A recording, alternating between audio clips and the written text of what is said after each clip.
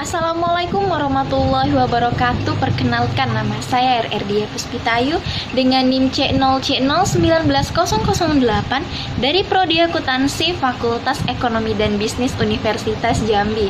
Baiklah, kali ini saya akan menjelaskan materi yang berkaitan dengan materi sebelumnya, yaitu konsep pengakuan pajak tentang investasi pada entitas anak dan properti perusahaan, di mana di dalamnya terdapat perolehan aset tetap, penjualan, penyusutan, pertukaran, dan revaluasi aset tetap.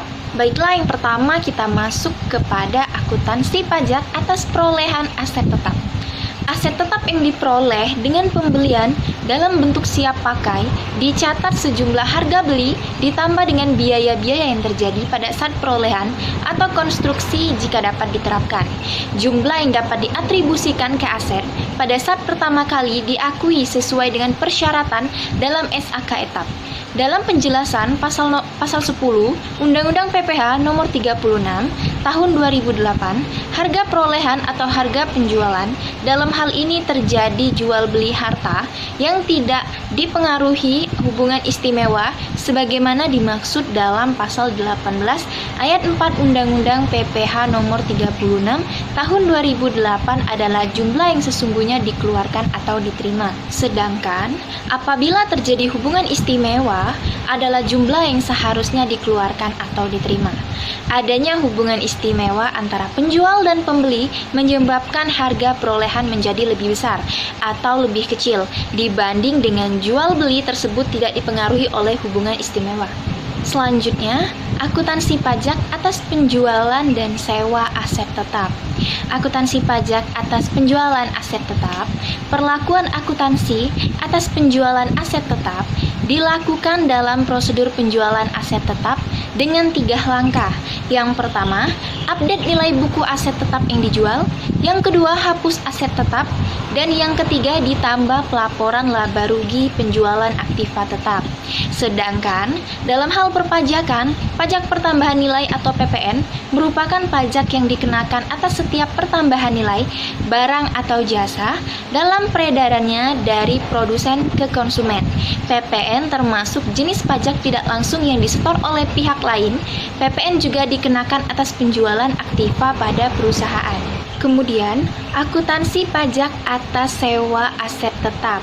Dalam SAK etap yang diatur oleh Ikatan Akuntansi Indonesia tahun 2009 nomor 83 sampai 88, sewa diklasifikasikan menjadi 3 bagian. Yang pertama, sewa pembiayaan atau finance lease. Suatu sewa diklasifikasikan sebagai sewa pembiayaan apabila sewa tersebut mengalihkan secara substansial seluruh manfaat dan resiko kepemilikan aset. Ciri-ciri aset dalam pembiayaan tersebut. Kemudian yang kedua, sewa operasi atau operating lease. Suatu sewa diklasifikasikan sebagai sewa operasi apabila dalam sewa tersebut tidak mengalihkan secara substansial seluruh manfaat dari risiko kepemilikan aset. Dan yang terakhir, yang ketiga, transaksi jual dan sewa balik atau sales and lease back. Transaksi jual dan sewa balik harus diperlakukan sebagai 2 transaksi yang terpisah, yaitu transaksi penjualan dan transaksi sewa.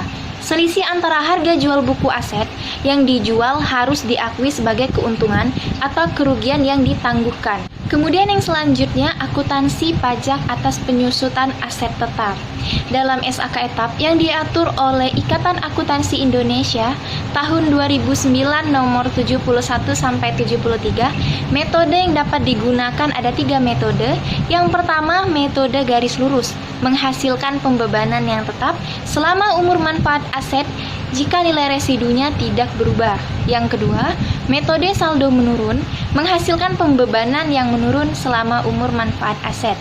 Dan yang ketiga, metode jumlah unit produksi, menghasilkan pembebanan berdasarkan pada penggunaan atau output yang diharapkan dari suatu aset.